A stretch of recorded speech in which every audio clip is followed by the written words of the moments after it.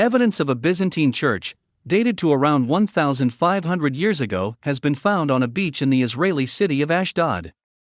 During the Byzantine period, Ashdod-Yam was a major port city known as Azotos Paralios, mentioned in the famous 6th century Madaba Map. The discovery was made by Superintendent Itai Dabush and Sergeant Sagiv ben Gigi from the Ashdod Municipal Police Unit during a routine inspection of the coastal sand dunes. The pair found an exposed 1.6 meters long marble pillar made from imported material, possibly related to a church found near the site by archaeologists back in 2017.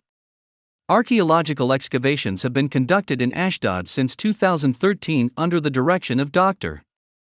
Alex Pantalkin of the Department of Archaeology and Ancient Near Eastern Cultures of Tel Aviv University.